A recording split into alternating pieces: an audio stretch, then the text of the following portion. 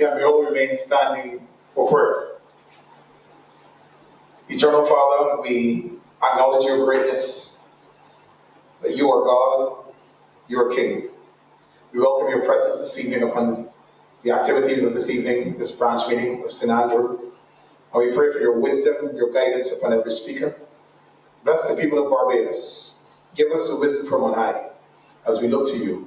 We commit every area and every aspect of this presentation to you this evening, to the glory, praise, and honor of your name. And everyone said, Amen. Amen. You may be seated.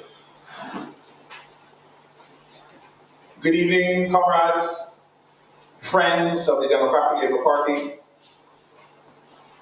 and fellow Barbadians.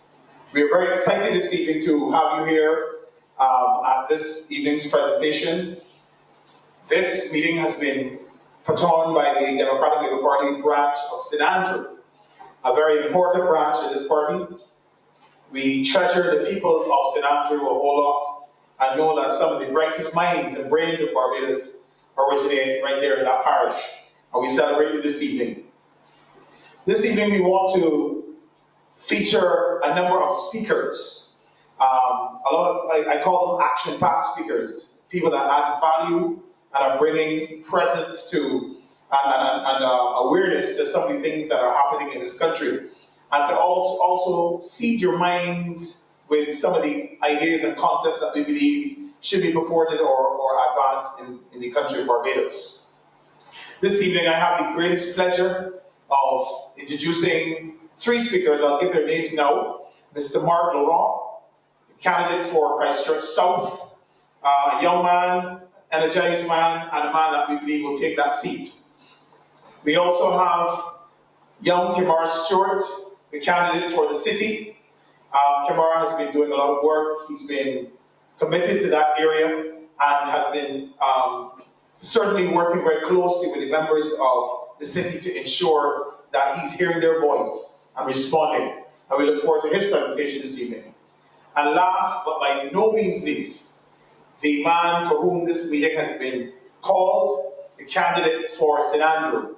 And we want to acknowledge Mr. Oldwin, Skeete, the candidate for St. Andrew this evening. He's a very good man, he's a community-oriented man, a very hands-on man, and a man that has been getting around the community. And we are looking forward to this. Ladies and gentlemen, this evening, before the first speaker comes, I want to remind us of the time and the season that we're in here in Barbados. We're at a time when there's a lot of knee-jerk, a lot of smoke and mirrors, and a lot of different things happening around us. And it's making people lose trust in the Barbados Labour Party government. We're hearing these songs being sung far away up and down the landscape of this island. And we are mindful of this. I want to give you assurance this evening, as these speakers come, that we are more than competent, capable, and able to run this country the way it is to be run. And so, without further ado, it is my greatest distinct pleasure to welcome to the podium our first speaker, the candidate for Christchurch South, Mr. Marc Laurent. Thank you.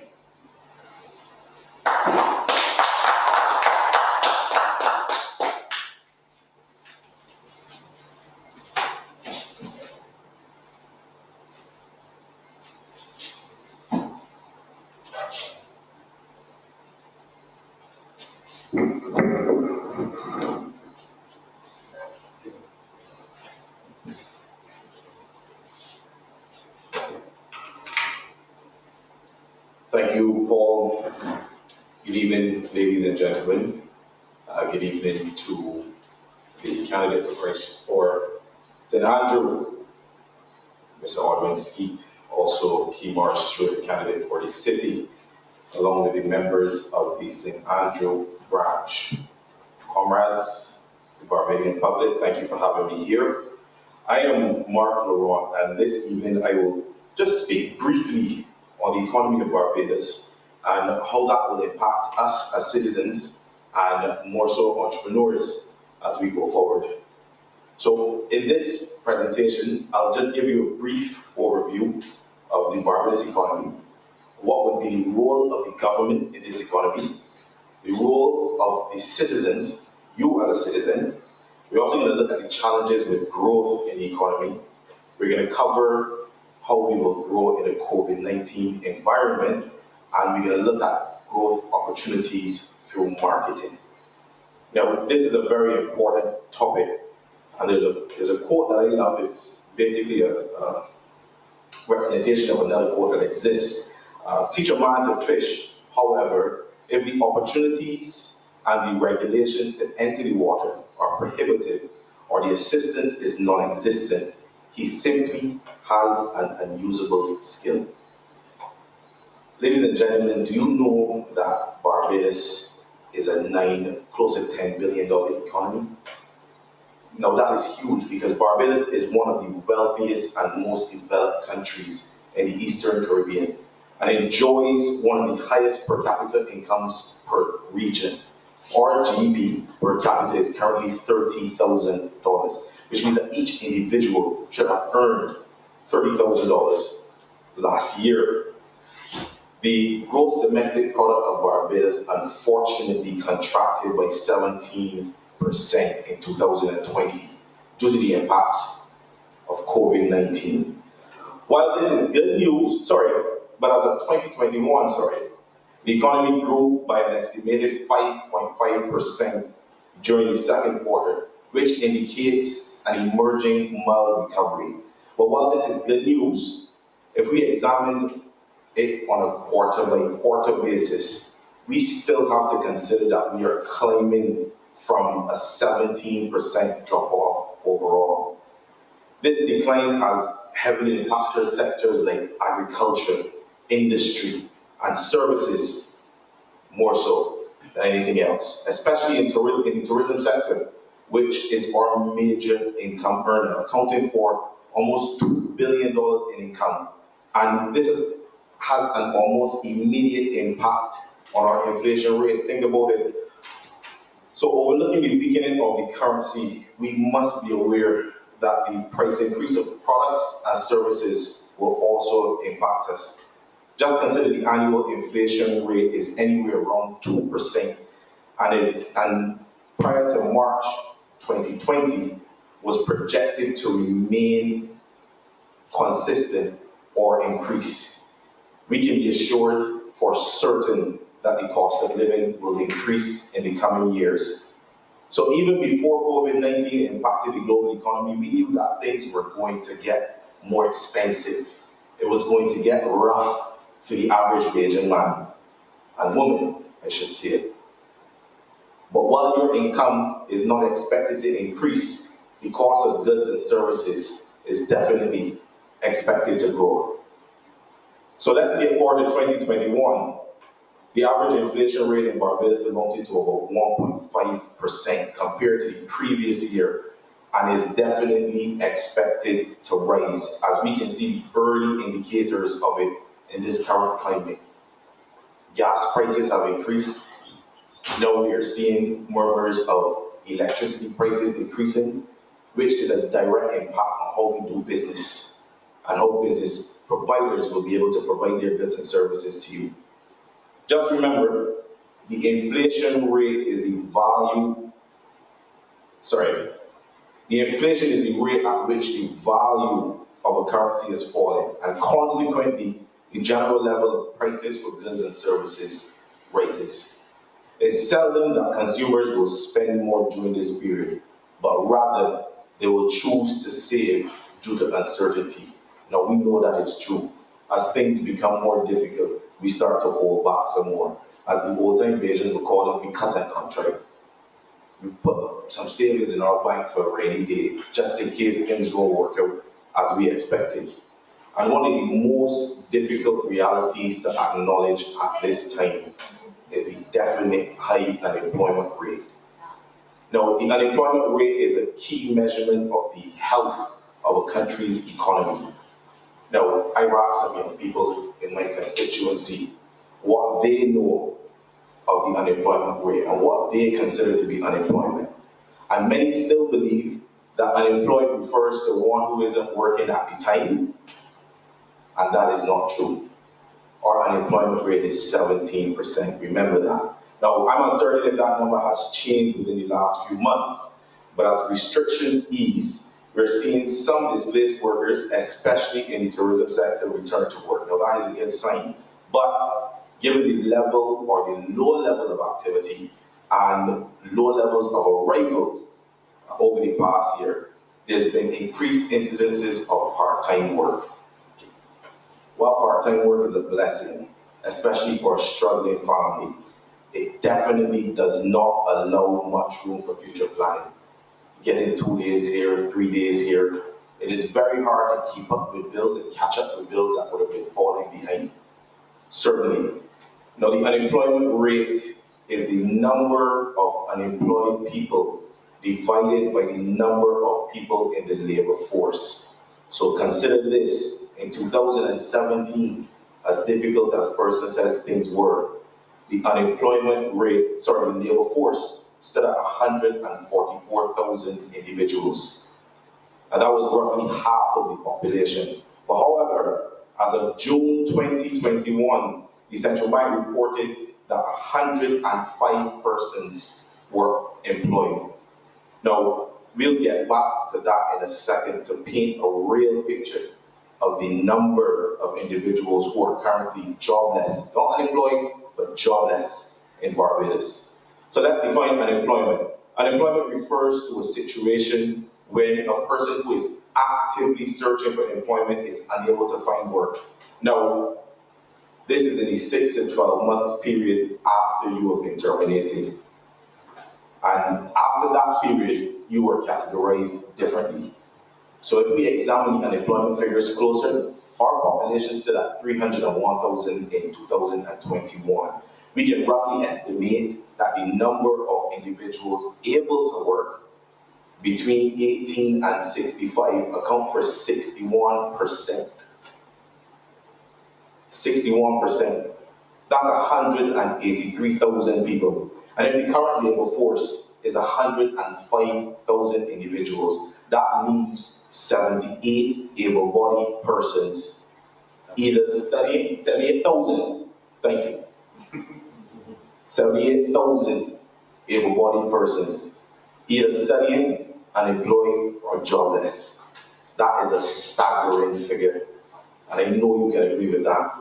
Because when you consider, especially for a small country like this, and a population of our size, because when you consider how many of our youth actively want employment, it's not enough to throw them a little too weak here or a little too weak there. It's simply not enough. And it seems as though job creation has become a thing of the past. Where are the jobs that they were promised? We've heard the buzzwords, entrepreneurship, innovation, but these figures scream the need for not just entrepreneurship and innovation, but training in these fields, so we can have substantial economic growth that sees figures of 5% or higher and not simply be comfortable with just 2% or less economic growth. So we should consider the role of the government and then the citizen, but let's look at the government's role first. Now, when we examine this bleak economic outlook, some of us will have a sense of despair, while others see opportunity. Entrepreneurs will see opportunity where things look difficult for the average person. And I wish to remind you that there's an immense opportunity because economic growth is driven oftentimes by two key activities. This would be consumer spending and business investment. Now, as I mentioned earlier, the decrease in consumer spending there's a decrease in consumer spending for certain. And this is a natural response to increased prices, and it has long-term implications for business. Those of you who have business know that your customers are spending less. The average customer spend, you know your numbers in your till has decreased. The next major activity is business investment. And it is time enough that we consider the business of our people. We need to start considering our people. Primary and secondary education has served us well in this country, but there's a drop-off when it comes to university level education. And we as a country must acknowledge the long-term implications this has on our population. While access to information and training opportunities are readily available, there seems to be a disconnect in the acquisition of opportunities. But the more our population is aware of these services, the better equipped we are to arm ourselves with the tools of these offerings. Therefore, the issue of the future of the country is one of the most difficult to tackle and will require some imagination and implementation or revival of programs by a caring and future-thinking government. We are caring and we are future-thinking. Consider the quality of education firstly, and ask yourself the question, are the educational systems producing the right jobs or the right skills for the future economy? Are we giving our citizens a fighting chance in a global economy, an ever-changing global economy? By the time we lift our heads up from this COVID-19 nightmare, the rest of the world would have gone along and left us, and we're still trying to get back to rhythm. One of the quotes from my mentors that I love, it says, sometimes you have to give a man a fish, and when he fails, you have to give him another fish, because sometimes you don't always get it right. So while we acknowledge the skills of our current and potentially future entrepreneurs, we need to arm them with the knowledge that we do not exist in a bubble. And there's a global economy that we can tap into in order to provide for ourselves, for our families, for our future, and for the country as a whole. We need to be able to do our part. And if we're unemployed or jobless, we cannot contribute to the economy.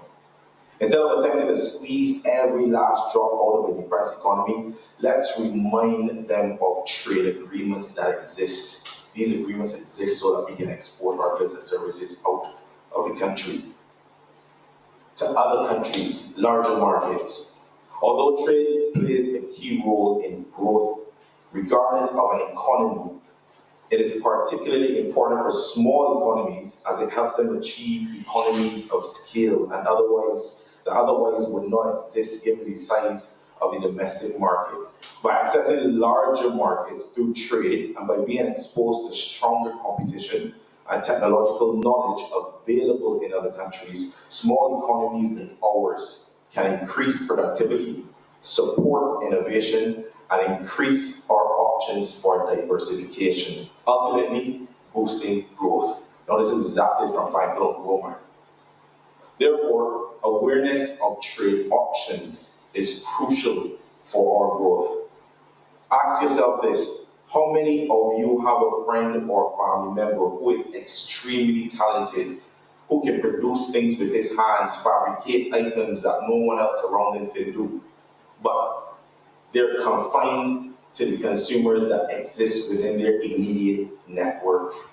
They're relegated to a side hustle with what little time they have after work to evolve their craft. After they come home from a service-based job, probably part-time. So we need to support more exportation of our products. We're exporting just under $1 billion annually. And the global economy, if you did not know, has much greater purchasing power than $1 billion. So we need to reignite the drive to employ agreements like CARICOM, CARIFORMAN, the OA, CPS, EPA, and many others. Let's continue to develop our creative economy. What happened to our creative economy? It seems to have just disappeared overnight. The IDB reported in their Trade in Barbados report, speaking about the challenges and options to boost growth. Beyond trade and services, the Barbadian economy is highly concentrated and heavily reliant on the services sector. Now, this accounts for 78%. The relevance of travel services like tourism as a source of growth for the economy emphasizes the need to explore options of expansion and diversification within this sector. International tourism offers opportunities for export and development of upstream, and downstream suppliers in sections such as agriculture, fishing, food processing, construction, and many more. Barbados has preferential agreements with most of its main trade partners and duty-free access for its exports. It's time we use them.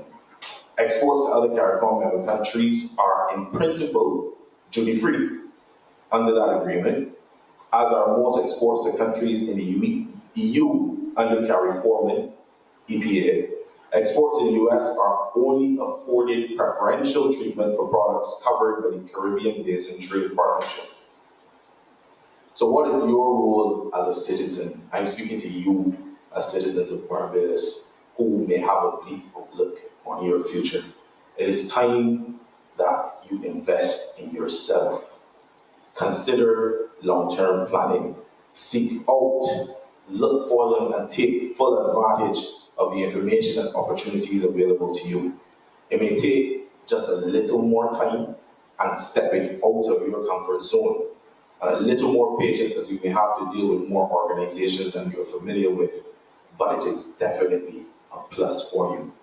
Stop, just take for a moment and imagine what the retail environment will look like in 2 to 5 years. As we say, after COVID is gone, what will the rest of the world look like? And can you imagine what your role will be in it? Will you continue to depend on a dwindling service sector, or will you do something for yourself? And you need to explore options like the Caribbean Export Development Agency and the BCSI, or the Barbados Coalition of Services Industries. Those agencies are available to you as entrepreneurs. But while we are aware of the current situation and the growth in COVID-19 environment, we must use the COVID-19 environment as a topic of conversation. Issues such as this point us in the direction of entrepreneurship and innovation, not just within the scope of our country, but examining other territories where the goods and services we projected to produce can be used. Let us, for once, be first to market. Let us be the country who is first to invent something or innovate something new, a new practice, a new service, a new product that can be used regionally. The impact of COVID will definitely depend heavily on how long the pandemic lasts. A shorter time frame means that people will revert more quickly to pre-pandemic ways of operating. However, if you are able to create a sustainable business in this environment, you will be better for it. You will have a leg up over the businesses which had to pivot. The majority of main industries, we know will rebound. History has shown that they will rebound. Travel will rebound. Agriculture will rebound. Businesses, though, will be forced to be nimble and adopt new technology while increasing productivity. So there's opportunities for training and innovation even in new business. Once again, going forward, we need to consider the quality of education available. And if the educational systems are producing the right jobs or the right skills for the future economy, we can look around and see that some of the jobs that are being produced right now, we do not have the capacity in Barbados or the citizens in Barbados to facilitate those new jobs. So let's examine growth opportunities through marketing. And I want to speak to the entrepreneurs among us. A good opportunity going forward is to consider how you market your goods. Let's use the agricultural sector as an example. And this is one of the industries we have really relied on since the economic downturn. We see more people selling fruits and vegetables, or they're more available in places that we wouldn't have seen them before. So now that tourism has contracted, and the hotels and guest houses will no longer have the same need to purchase products as they did before, we need to rely on the agricultural sector as one of the opportunities here. Since I was a youngster, fruits and vegetables have been sold in the same manner without any major change to delivery of these goods. Farmers will either sell through a distributor, this would be the supermarket or a vendor, or they would have later adopted the direct-to-consumer approach. So if we consider the 4 P's of marketing: product, price, place, and promotion, we'll take sweet potatoes as an example. So over the last few years, we witnessed an explosion of side road vending. Persons that you will see set up a tent off the side of the road so that they can take full advantage of commuters as they pass by. And this is probably because markets have become more overcrowded and consumers are now forced to shift away from heavily populated shopping areas. So now that they've taken the same product and promoted it in a different place, we now see a new opportunity presenting itself. They're using hand-drawn, easily removable signs as a measure to promote the sweet potatoes and the price.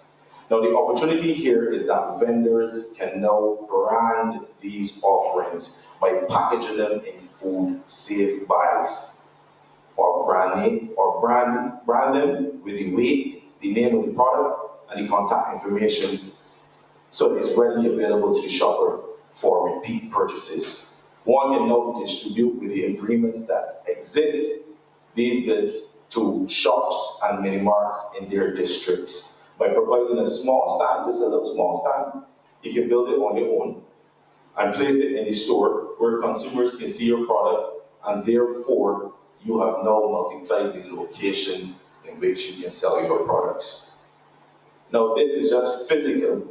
Just imagine the reach you will have if you take your branded goods to social media. Now, this may be new to some people. I think over the course of March 2020 until now, the growth of social media has increased exponentially, so many more people are aware of it. We're even able to deliver our message to you via social media. So you can now grow your community and you now have a captive market to supply to. So you can consider subscription models, for instance, where you can group products for consumers for delivery of specific goods on a periodic basis. So if you know a family uses 10 sweet potatoes, 5 carrots, 2 heads of broccoli, and some lettuce, you can package those $30 or $40 a week, and individuals can order from you and you can supply them. Therefore, you are now reaching new customers, and repeated sales can now impact your business. But it gets better. So if you use the power of the internet and the trade agreements, you can now discover distribution partnerships outside of Barbados. You can now regionally export your product. Just use this example. We grow potatoes here, yet we still import potatoes to Barbados. So there's no argument that can be had that Guyana has sweet potatoes, Jamaica has sweet potatoes, Trinidad has sweet potatoes. We can now sell our products in those countries. There's opportunity out there to differentiate your goods and services, either by price, size, type, or quality. So there's now time for us to act exponentially and seek these agreements and opportunities for Barbadians, because things have become much more difficult as the economy is contracting and less persons find themselves employed. We need to make use of the opportunities that are available to us. Thank you very much. Well then,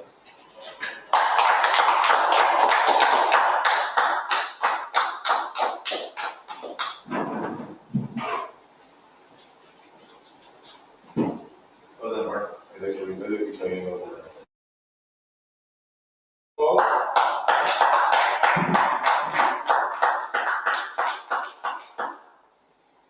That was Marc, Laurent, the representative from Christchurch South, giving us some very meaningful thoughts and suggestions for not only surviving in this very difficult, draconian environment, but putting us on the path where we could, even if we do have businesses, increase the coverage and offer more goods and services to people.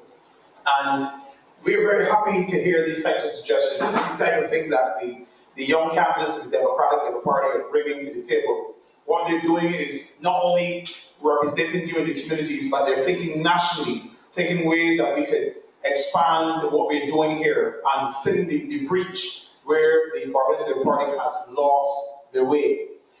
He mentioned the number 78,000 people. That's a lot of unemployed people. And a lot of people are at the red line. And we really need to find ways to feed people. You know, the Democratic Party is very sensitive to females and women in this particular environment. They're struggling, they're hurting, but the women are causing us to stay afloat. They're sacrificing themselves, they're feeding their children. We want to celebrate women this evening. This is an Andrew meeting. We have another PowerPoint presentation for you by Mr. Kemar, Stuart, the representative for the city. And without further ado, I would like to invite this young man who has a lot of hope, a big place in this country, in the future of this country. And without further ado, I would like to invite Mr. Kemar Stuart to address you at this St. Andrew meeting. Thank you. Make you feel welcome.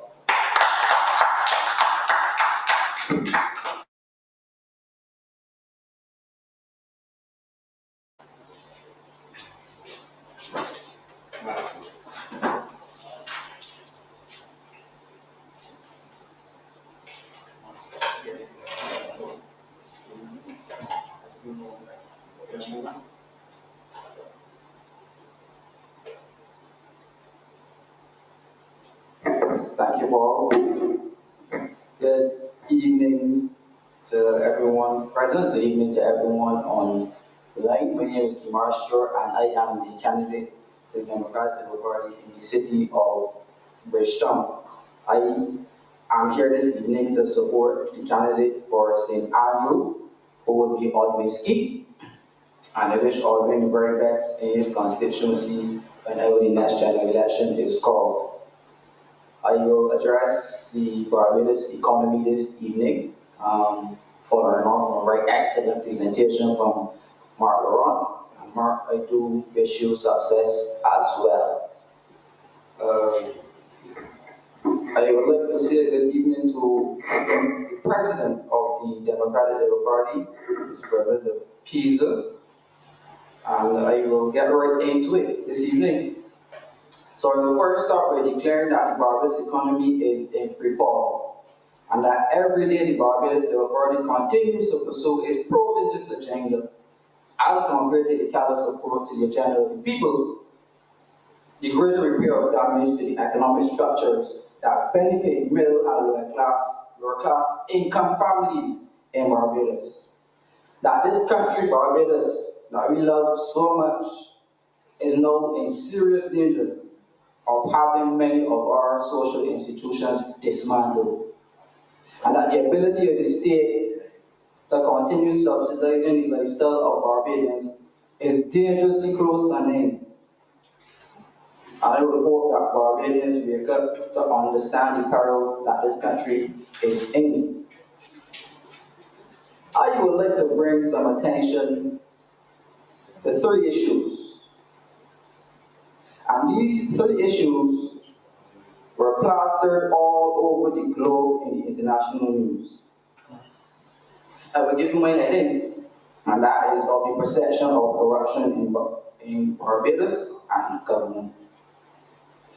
Taken from the executive summary of Transparency International, this year's Corruption Perception Index paints a grim picture of the state of corruption worldwide.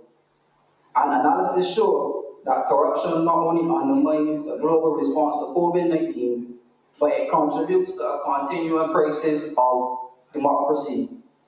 And you can tell me about situations where democracy has been undermined in Barbados under the Barbados Labour Party. COVID-19 is not just a health crisis or an economic crisis, but it's also a corruption crisis. As we can see, countless lives were lost in this exercise. I am going to state that the perception of corruption in Barbados is undermining a fair and equitable response to the issues of the day that the people in this country face. And that for the third time in 3 years, Barbados has been featured in the international media surrounding government and the issuing of contracts to international companies. The first instance is White Oaks, the second instance is Radical Investment, and the third instance, Pandora Papers, and has drawn negative attention to our country. And if Barbados continues in this fashion, we can see ourselves being downgraded as a more corrupt country in the globe. If you don't remember the details of White Oaks, on June the 1st, the government announced that they had a contract with White Oaks. Election day was the 24th of May. In such a short time, the government of Barbados had a contract drafted with White Oaks. I never known Mia was Speedy Gonzalez for however she got it done. But the same international creditors wrote in the Financial Times that they were not in agreement with the fees paid to White Oaks. And what was very eye-opening for me is that the man who headed the committee for the foreign creditors was Dr. Delil Warren, a former governor of the Central Bank in Barbados.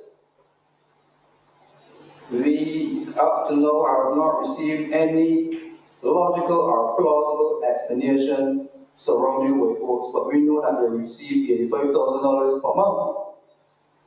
How many of us work for $85,000 a month in Barbados, Steve? A year. Or for a year?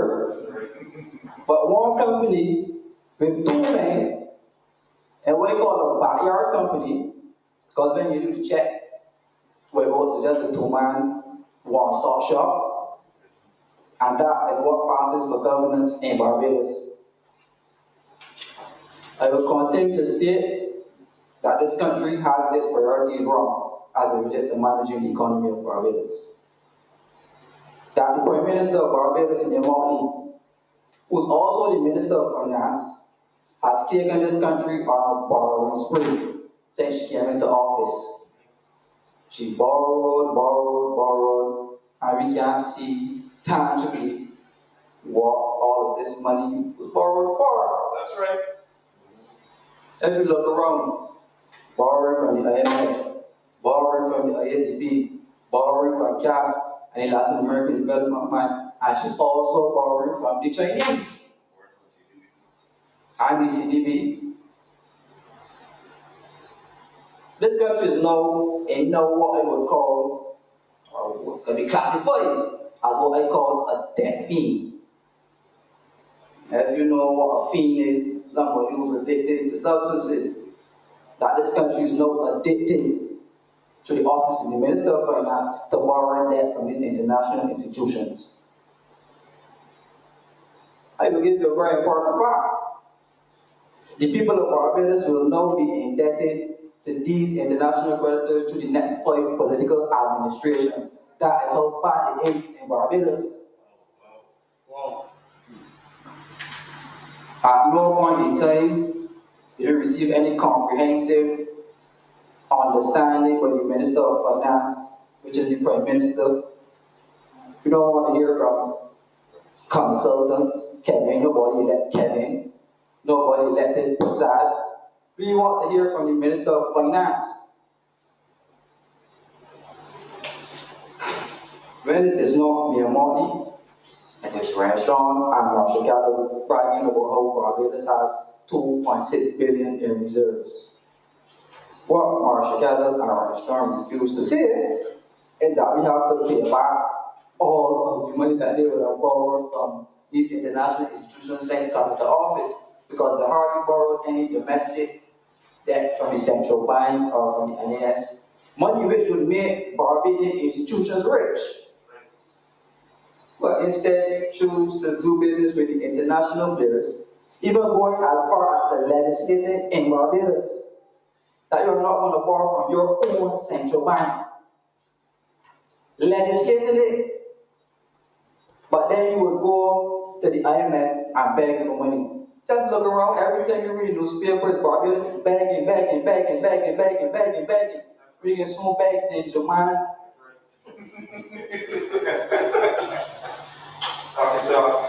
This is sad and a travesty. I will go on to state and to tell the ministers of finance that when you increase your reserves, that they only benefit the major users of foreign exchange in this country, who are the merchants and those who import oil and gas, as those are the two major consumers of foreign exchange in Barbados, and not the average man in the street, really. So, while they're selling in the city, importing, some of his goods to retail, he's not really making a thing. But you need to go higher if you really want to stop displaying the reserves to the top and to encourage developmental policy in this country, which will see these big players reducing their reserve consumption. However, we have to, as a government, as a democratic body, put policies in place that it will not disadvantage the poor. Yes, that's right. I maintain the point that Barbados is overtaxed, and Barbadians are overtaxed. And with the impact of the COVID pandemic, the tax base is shrinking drastically as more and more people become unemployed, as more and more businesses close. As we come under scrutiny from these international players, more and more people will be sent home in this country. I would also like to add that under this IMF program, that the government of Barbados agreed to cut the wage bill in this country. And they've been cutting it. They've been sending people home. But there's no alarm, really, because as we know, the unions have been politically unionized. So therefore, the issues of Barbadians and this birth program and this birth monitoring committee, who are saying that we are meeting targets, they're saying that we're meeting the targets, but one of the targets are the same old Barbadians, and they're proud to come and report that every couple of weeks or months. A shame. I will state that the more this country falls into economic peril, the more me and Marc and Paul and Oldwin and the average man in the street have to adjust his lifestyle to suit the government's mistakes. Because any ease in adjustments to our lifestyles will have to come from government intervention, stimulus, encouragement of investment through government and the private sector. But we'll get to that about investment from the private sector in Barbados.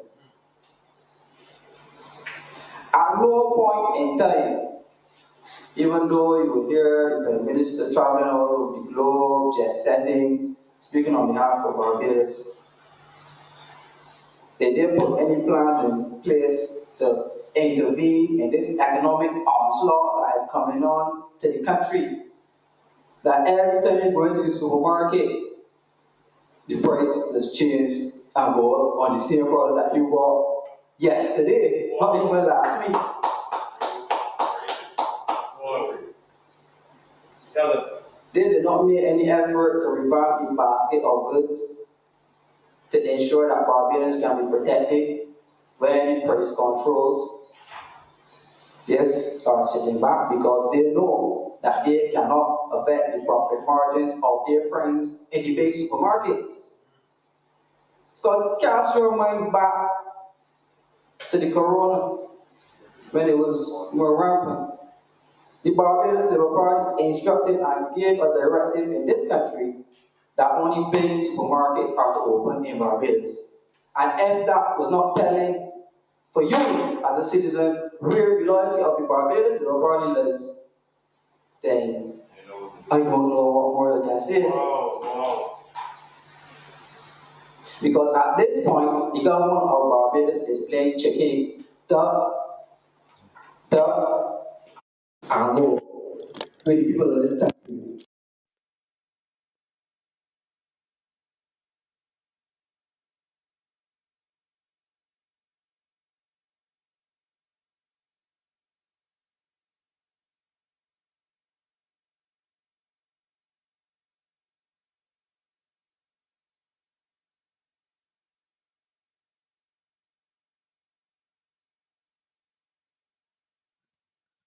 They don't want to lose government, and they know that they have become so unpopular in this country that any move to save this economy will be rejected because they don't want to lose power.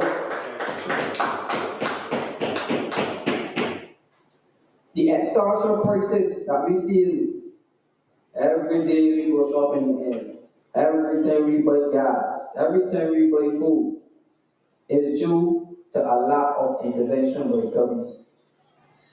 Because anytime an economy loses GDP and income so fast, the government has to intervene to put stimulus in place.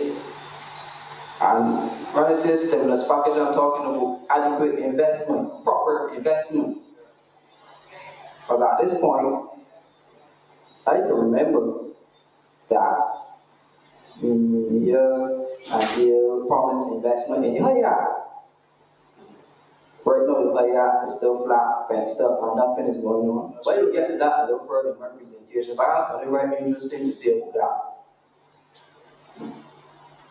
I will go on to say that in this country we love called Barbados, that the restrictions of this International Monetary Fund were planned instructing the government of Barbados that they cannot increase any subsidies to the lifestyle of Barbadians in this country, and that they will not be allowed to borrow from institutions outside of these international financial banks. And further legal and economic restrictions, as I mentioned earlier, were placed on the central bank and the NIS. So where exactly is the government going to get the income from to run this country if they keep shutting it down? Taxes, taxation. So that alerts me that next year, which is 2022, which will come after March, at the end of the financial year, we can look forward to an onslaught of taxes within Barbados. No more. We can't handle any more taxes. No more. Something needs to be done, and government needs to intervene with the appropriate stimulus packages targeting lower income Barbadians, because those are the ones who are feeling the pinch of this economic crisis wrapped up in a public health crisis. I will state tonight that the big law of borrowing that Marc and the Barbados they already did since coming to office, which is comfortably over 1 billion US, comfortably, in just 3 years. $1 billion. That's absurd. Isn't that worrying you? Marc, isn't that worrying you? Where is Barbados going to get this foreign exchange from to repay all of those debts? It will become a burden, and usually we're the ones to pay, because big business can get write-offs, VAT write-offs, and income tax write-offs. But the poor man can't get no write-offs. You have to pay every red cent in taxes if you owe. You can't owe the government $1, but the private sector and big business benefited from millions of dollars in write-offs. That's right. I will go on to state that this pandemic is very worrying for us, health-wise. But economically, it's even more dangerous for the average man on the street. Business is very slow in Barbados. Let's look at, you can walk around. People are crying out. Business owners are crying out. Because the sale of goods and services in this country continue to be depressed by high unemployment. The fact that your hours are being reduced. And something needs to be said about the fact that since the Barbados Labour Party implemented the minimum, that employers in this country cut people work hours. Absolutely. That is wrong and fraudulent. That's right. That's right.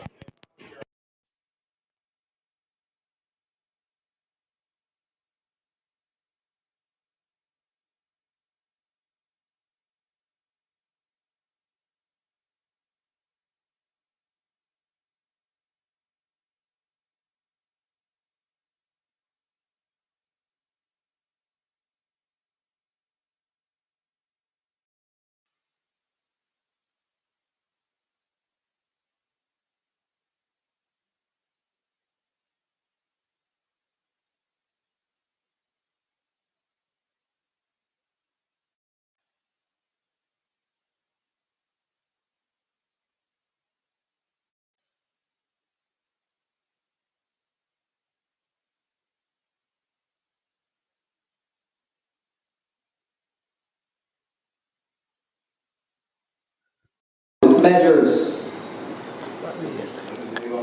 to adjust the foreign.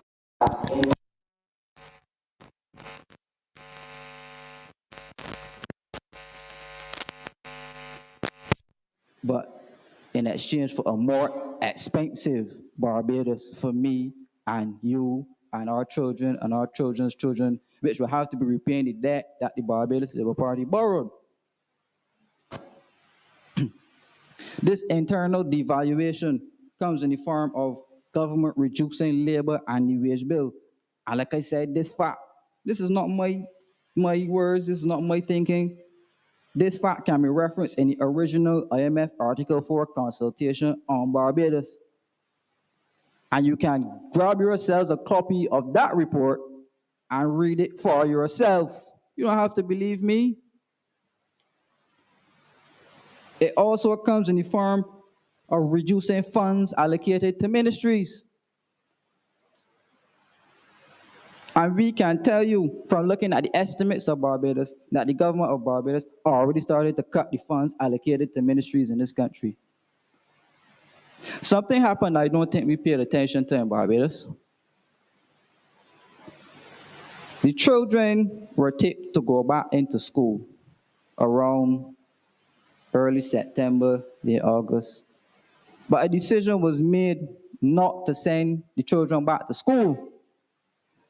And while some may think about COVID, I'm going to introduce the economic perspective as to why children were made to stay at home. Yes, some of the schools were used as isolation centers, but one very important economic fact is that to run schools in Barbados is very costly. And the government of Barbados would have saved millions of dollars in keeping the children home that they will not have to pay out for this economic year. And that is part of the reason why schools were not allowed to keep. But the Minister of Education will never say that or tell you that. But these are the facts. And these things need to be brought to the attention of Barbadians. Because somehow, every time the Barbados Labour Party comes to the mic, I leave feeling tricked, lost, don't understand what they're saying. I won't accuse them of being liars, but some untruths do happen. I don't think I'm the only one. Steve, what about you? Don't you feel lost, lied to, tricked?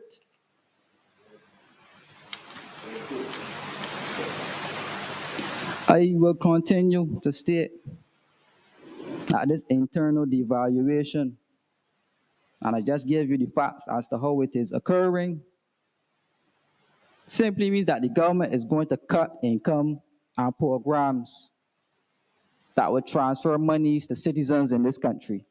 Citizens who struggle, citizens who are dependent on government for government assistance. The government, under the IMF program, are cutting these benefits. They engaged in one of the most brutal debt restructurings ever known to man, where a collective action clause was passed, which just said over a certain amount or percentage needed to sign a document for it to hold true, which is morally wrong.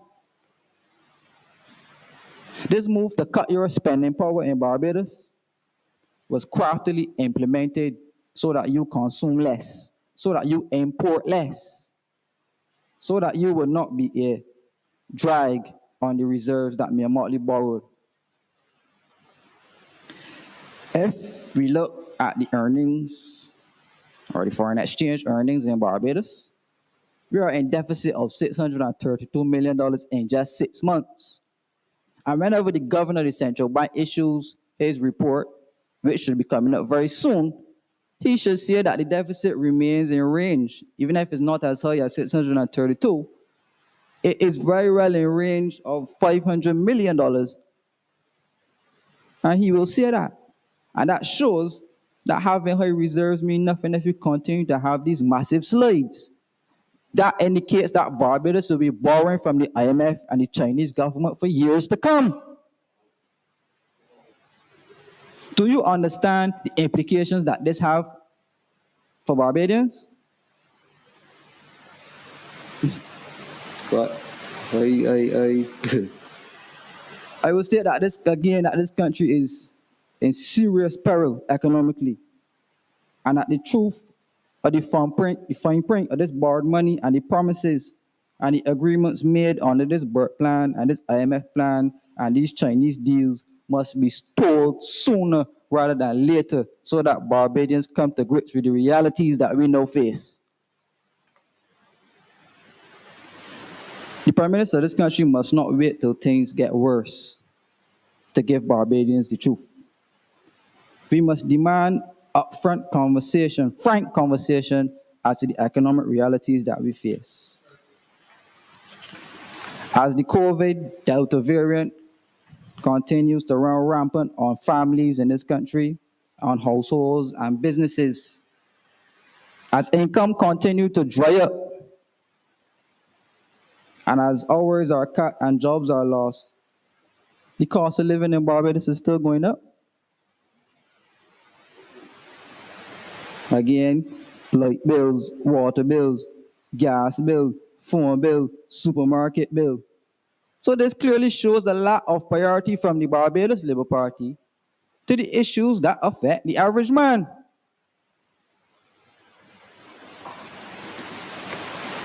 It will go on. The corona health crisis has been the focus of the government. But when you look outside of that, society still needs to run, people still need to live, and the only formula the Barbados Labour Party has put forward for economic resurgence is a vaccine. I am letting the government know right now that you cannot eat a vaccine. A vaccine cannot give you a job. A vaccine cannot pay a bill. Neither can a vaccine keep a roof over people's heads. And that the Barbados Labour Party continues to ignore this economic onslaught that many Barbadians face, because banks are foreclosing as we speak. Light and water bills are being cut off. I met a lady in my constituency that asked me to call the welfare to find out if they can give her assistance in putting her electricity back on. That is sad. As hunger abounds in this country, as the care packages are gone, as the unemployment funds are run out, savings in the bank are gone, desperation and mental disturbance is seeping into the Barbadian mind. Because the economy for the working population in this country continues to be decimated by curfews, lockdowns, and extensive restrictions for locals. Because the 6 to 9 curfew has completely closed the night economy in Barbados. And I believe that that policy will have to be revisited soon, because at night we know there's a high level of transactions which would occur in the system, which could give the government a possible way out in terms of earning income and easing off of increasing taxation that is headed our way. But we need to find the adequate protocols that we can operate at night without increasing any clusters or increasing any further outbreaks. It needs to happen. And the government will need to put its foot down in understanding the new realities that we face. Because like I said, you're ducking the questions. Anytime serious questions come, anytime firm decisions need to be made in this country, Mayor Motley and the Barbados Labour Party is talking all wrong. The problem, I get tired of watching press conferences now. I just wait until the media puts out the important points after. Because she is talking and talking and talking and talking and talking and talking and talking and talking and talking until they get tired.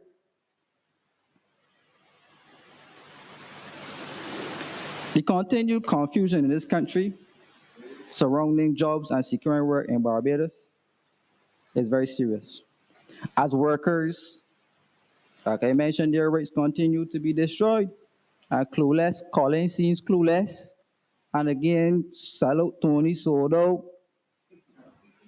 And this marriage between the labor and business and government is akin to what I call a very rough threesome. And who do you feel are receiving the pain? The people of Barbados.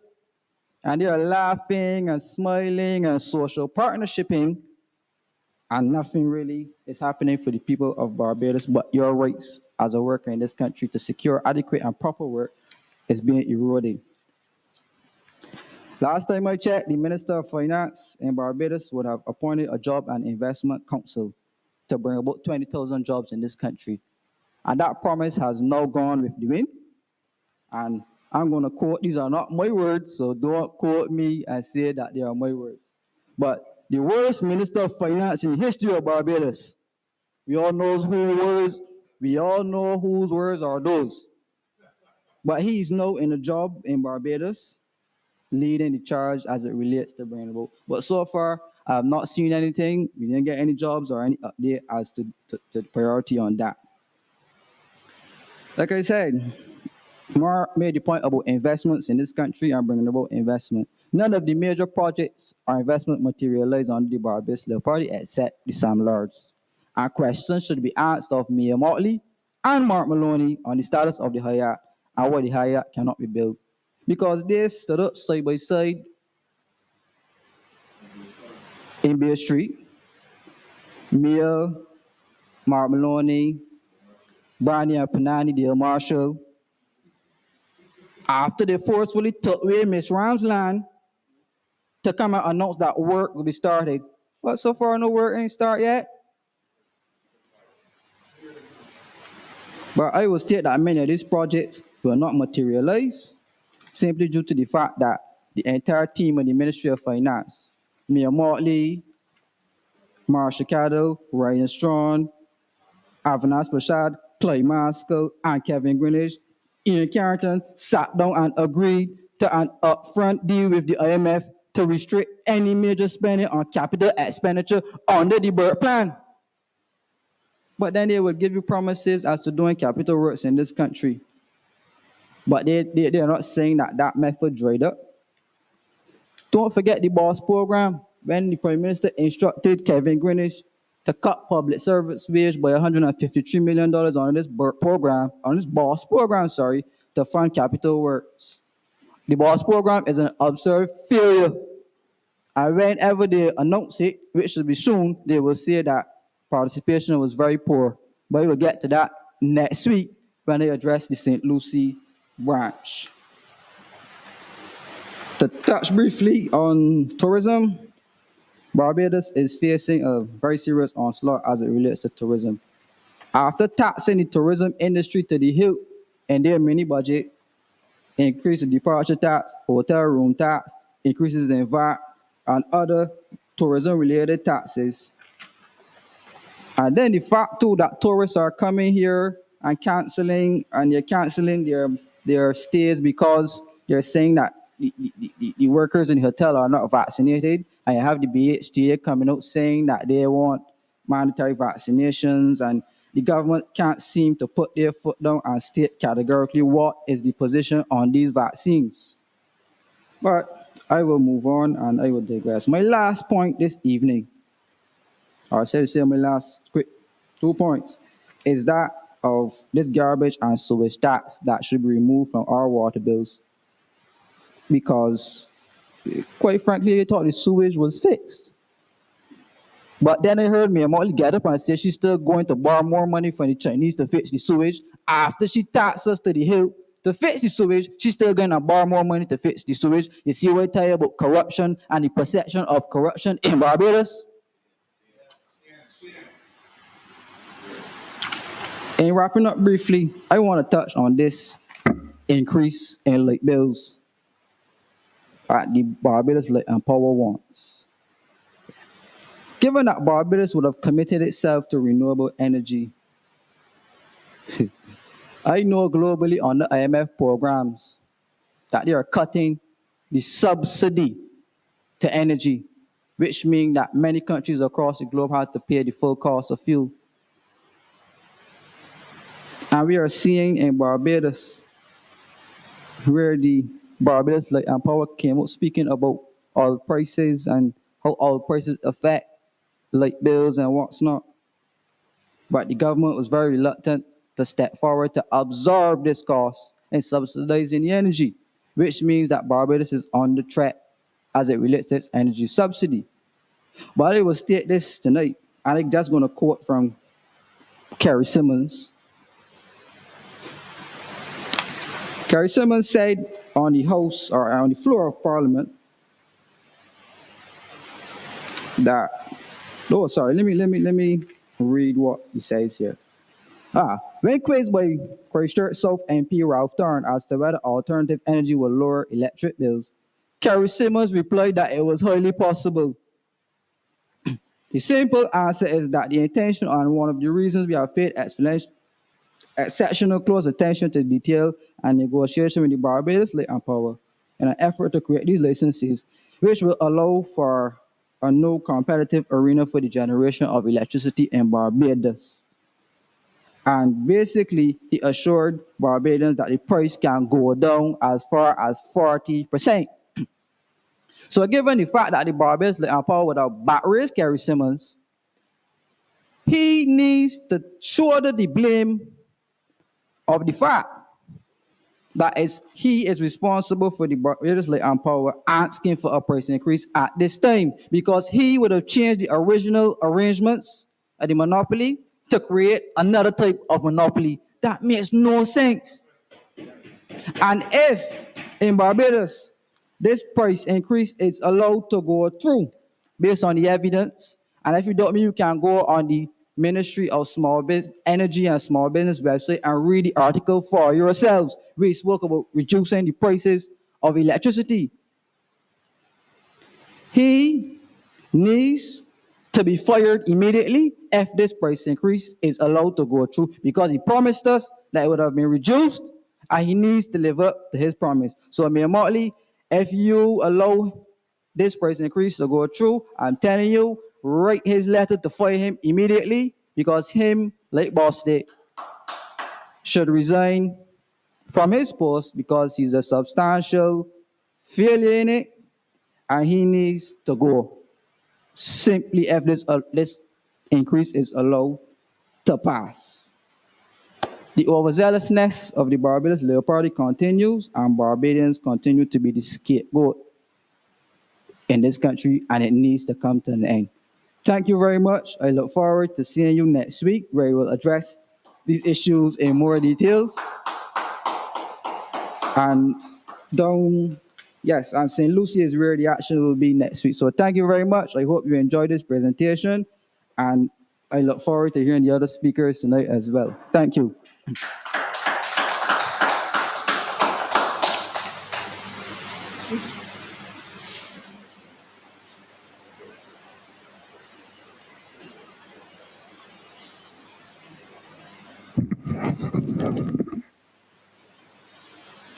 Wow, that was a fiery one.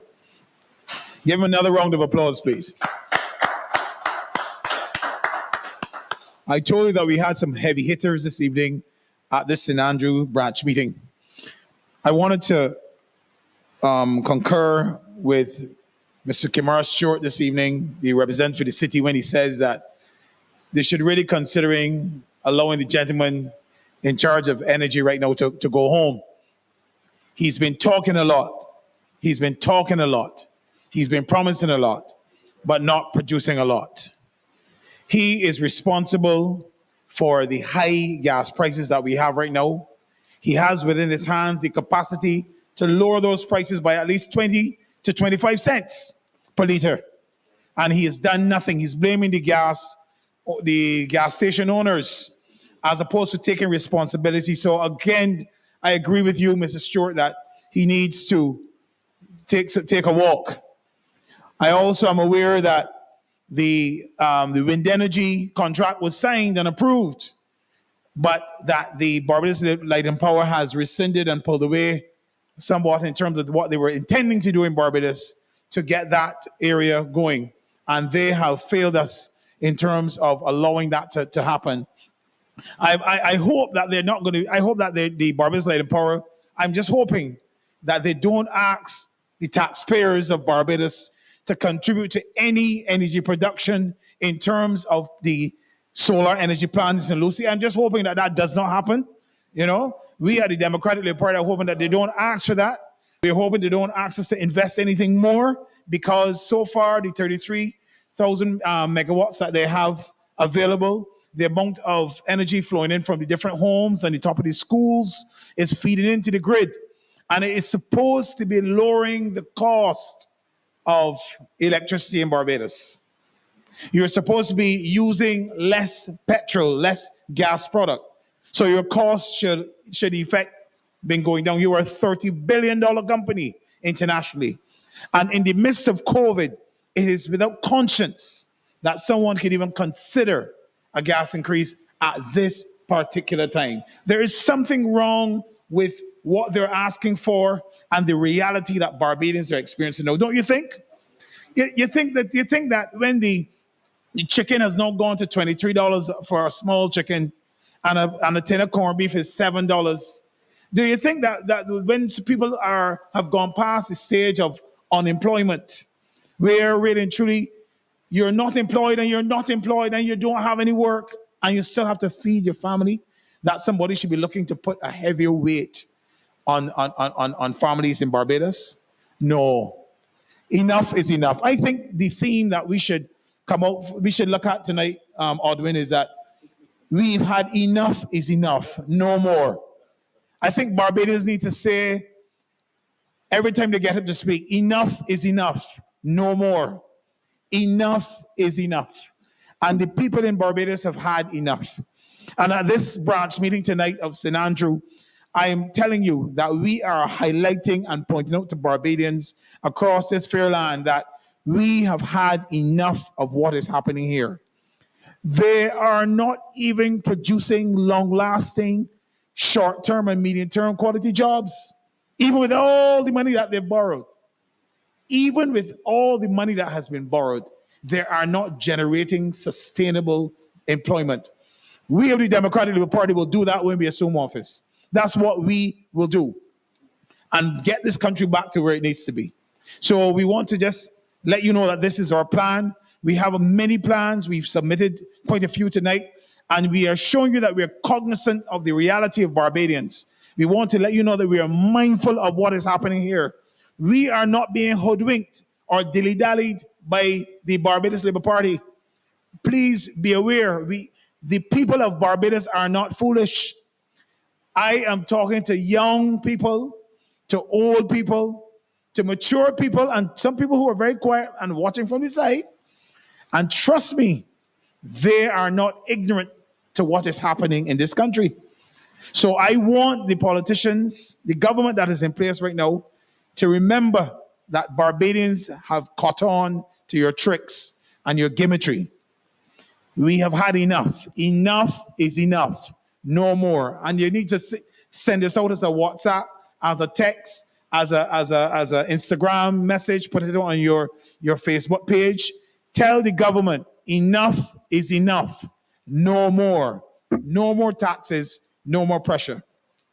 And without further ado, I want to invite the man of the hour, the man of the night, the representative for St. Andrew, a good man, a man by the name of Oldwin Skeete. He is an original, born and grow St. Andrew man, a man that is into the community, that understands the heart and the pulse of St. Andrew. And it is without further ado that I welcome this man to the podium. Oldwin Skeete, make him feel welcome.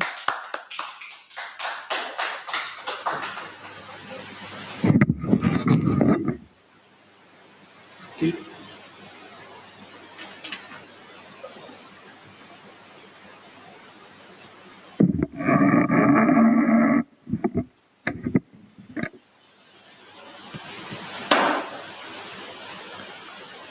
Thank you very much, Comrade Paul, the soon-to-be representative for the people of St. James Central.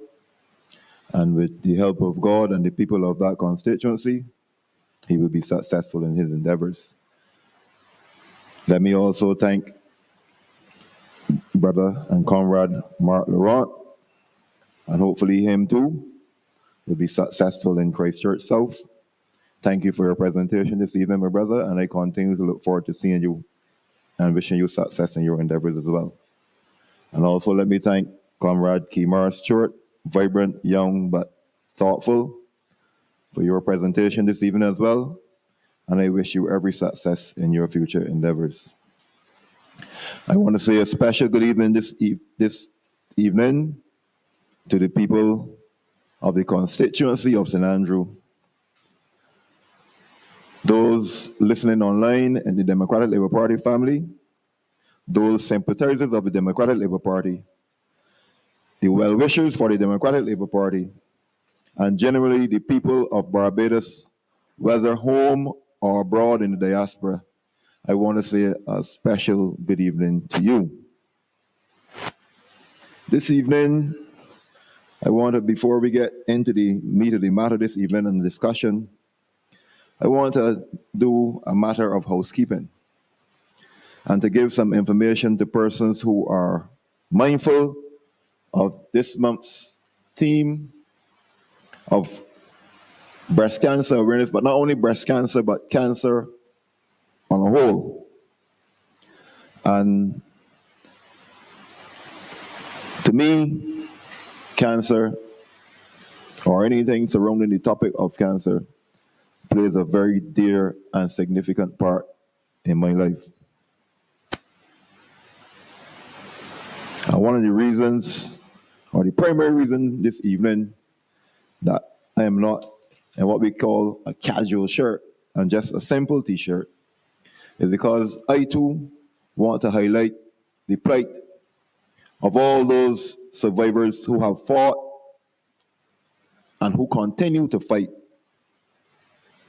the scourge of cancer, whether it is breast, lung, colon, prostate, stomach, cervical, brain, whatever you have or whatever you may encounter. I want to say kudos to you, strength in your continued fight, and may God touch and heal the bodies of those who are fighting at this point in time. Some of you might be feeling very down-spirited at times, but I hope and I pray that someday you look to God and ask Him for His mercy and His healing powers to do miracles in your life. And while we're on the topic of cancer, on the 23rd of October, Saturday, to be precise, starting at 1 p.m., the Young Democrats are putting on a breast screening exercise right here at the George Street Auditorium of the Democratic Labour Party. We are asking persons to give your name and number and email. You can contact the Young Democrats through youngdemocrats246@gmail.com or on Instagram, Young Democrats Barbados, or you can call 547-0710, or you can also call or WhatsApp on 823-8946. The cost to this exercise is a mere $20, and I say a mere because your life is worth much more than $20. And the cause for cancer and the screening that is done, to my mind, the cost is nominal, but the impact and the knowledge you receive is significant. One of the reasons why I always talk about cancer, as a young man growing up, I have lost many, many family members through cancer. In the early stages, I had thought it was only on my mother's side of the family. But within the last decade, I've lost an uncle on my father's side and my late father to cancer as well. So I always bear in mind those persons going through the fight, and I also sympathize with you. And as a Alenian, a proud Alenian, On the third Sunday in October, for the past 13 years, we've been doing our part to highlight the issue of cancer within the Allen family. And we normally go from the Allen School on a leisurely walk to Barclays Park and have some semblance of family-oriented and congregate with one another and just spread useful information and just to support those that are in the fight and have that conversation with people to see how they're doing and just make sure that those persons who are needing the moral support can have it from their fellow colleagues and schoolmates. But this evening is not directed for cancer. This evening is directed for the economy of Barbados, where we're at and where we are going. Many people across the length and breadth of this nation are feeling the plight of the pandemic. And while we go through the pandemic for the last 18 months or so, we have been in severe problems long before the pandemic. If you cast your minds back to 2018 within the month of June, on the 11th of June to be precise, the government of Barbados on the day proposed a mini budget to the people of Barbados. And ever since then, the people of Barbados have been feeling the impact, almost like an albatross around the necks of the citizens of Barbados ever since then. We know that the financial crisis before was having an impact on the people. And the then leader of opposition at that point in time, back in 2014, made heavy weather of what the government of the day was doing. I cast my mind back to a speech by the office of the opposition leader to hear the Democratic Labour Party administration being castigated at that point in time about the 16 members of cabinet and how it was too large and how that some ministers only had one file on their desk and how they should be merged and how that the people of Barbados, the taxpayers of Barbados, were not getting just reward for what the ministers were doing. And if you take that situation then was there, fast forward now to 2021, and you cannot list 5 ministers of government at this point in time who you can say without any doubt are making a significant impact on the economy of Barbados at this time to do significant upliftment for the people of Barbados. It seems like the only 2 persons that you can hear of that's doing something significant or that you get the formal press release from is the Prime Minister and the Minister of Health. To a lesser extent, the Attorney General. Education is in shambles. The people of Barbados, and the children to be exact, of Barbados are not getting the dues that we have put into education. Education takes up a large chunk of the national budget. But the children of Barbados and the education system of Barbados is failing every single day. And there seems to be no end in sight of what we are going to do to revitalize, revamp, re-energize the Ministry of Education and the workers in the Ministry of Education and education on the whole, to uplift the morale of the teachers and the children of Barbados. And it's not only education. Many sectors across Barbados are not producing as they should. We understand the COVID-19 impact on tourism. We know that the tourism industry has been plagued significantly because we do not have the amount of travelers coming to Barbados. But tourism is not the only sector of the Barbados government, and is not the only pillar of our economy.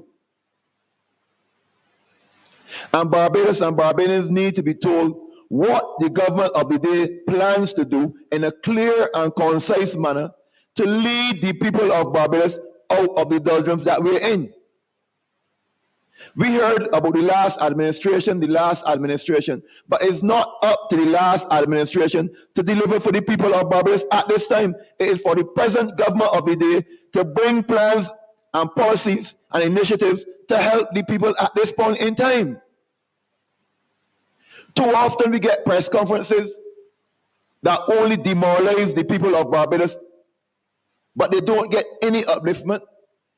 They don't get any relief in hearing what is going to happen within the near and medium term to help the people of Barbados.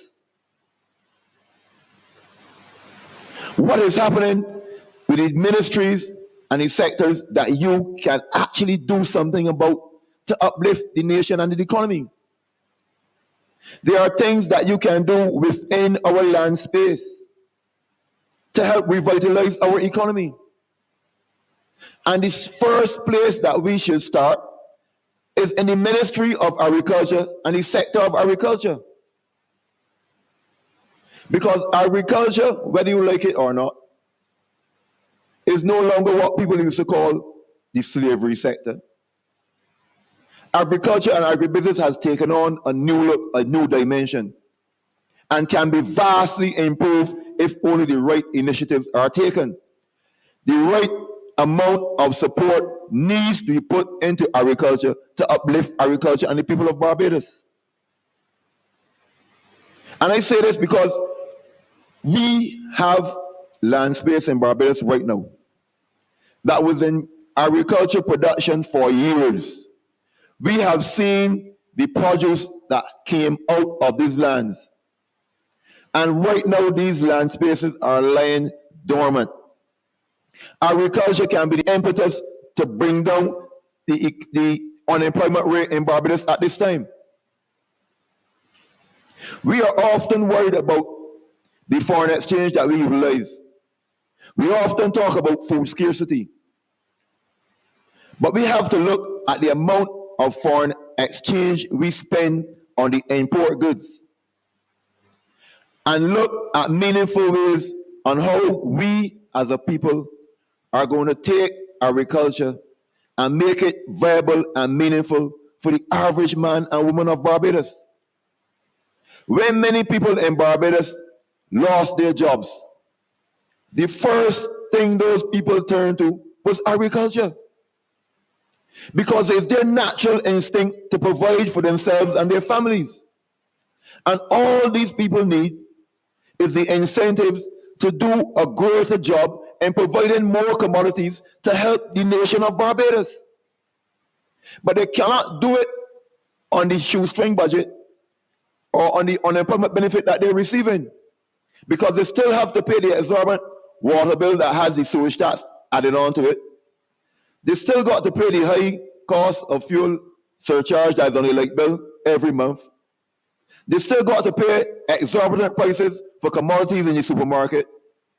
They still got to pay for the gadgets to use to give their children to do the online education.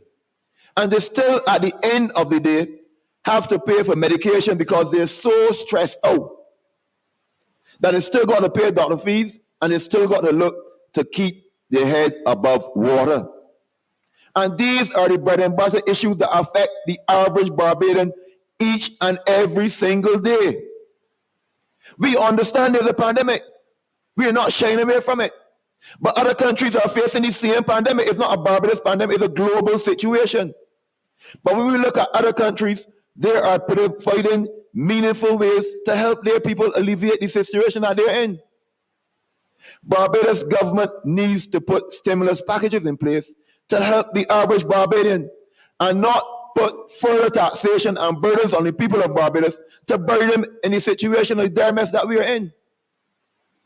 It's okay to come and give a sounding dance about what we have in reserve, but the reserves do not benefit the average Barbadian when they can't go to the supermarket and buy food. When you go to the supermarket, the average man out there standing up begging you for support. What are we doing to help the homeless people? There are plenty of organizations now coming together in the city of Bridgetown and other places trying their level best, because the number of people that are homeless and going hungry are significantly increasing each and every day. And it's not by their choice that they're doing it. They are being forced into it because no meaningful things are being done to keep them head above the water. Survival is the key thing for the average man. And a hungry man is an angry man. And a man that is hungry cannot sustain himself to go to work. Sometimes we realize that in the job, in the workforce, people come to work, they want to do work, but they're not nutritionally filled to do the job that they're being asked, especially when the jobs are very labor intensive. You find people sharing away at sometimes, it's not that they don't want to, but their bodies are so, I don't want to say malnourished, but their bodies are so deficient of the nutrients that they need because they don't have the wherewithal to provide for themselves. And we can give them the nutrition if we only grow the food that we need to produce for the people of Barbados. Because we know that the quality of products we have in Barbados is very nutritional for the people. And it will also give significant support to the other sectors of Barbados. Because the hotel sector does not have the spend that the tourists used to bring because the numbers are down. And once the numbers are down, we automatically know the tourism spend is down. So what are we going to do to mitigate that shortfall? We have to give the people local produce. It enhances the delight of the menu, but it also gives the tourists a different aspect of food culture. So the people leave their homes in the pandemic, risk their lives to come to Barbados, and we need to offer them a diverse and local menu that is nutritional and uplifting. We promote the Food and Wine and Rum Festival, and then after that, what else? We go back to supporting imported stuff all the time. When you look at the Food and Wine and Rum Festival, events are well patronized, but where the produce coming from? Most of the wines in the wine festival are not locally produced wines. We have several mangoes that go on waste, passion fruit, cashews, local produce, indigenous produce of Barbados that can be utilized in liqueurs and syrups and other things to help enhance the product that we offer to people. And not only to tourists, but to the citizens of Barbados. We have just concluded UNCTAD in Barbados. And I'm waiting to see the trade agreements that have been signed and how impactful they will be for Barbados. Because we need markets that when we create the atmosphere for new and excited farmers to get into the sector, that they have lucrative market, not just any market, but that the markets are lucrative and they're unique for the product offerings that we have in Barbados, that they can be impacted financially at the end of the day, that they can give a sustainable input to the economy of Barbados and uplift the country of Barbados. This is what the people of Barbados need. They don't need often press conferences with the same rhetoric all the time and force them into a situation of panic. The people need that when you come to them in the press conferences, you get them upliftment, you get them support, but you also get them impetus and new ideas to move themselves and their family forward.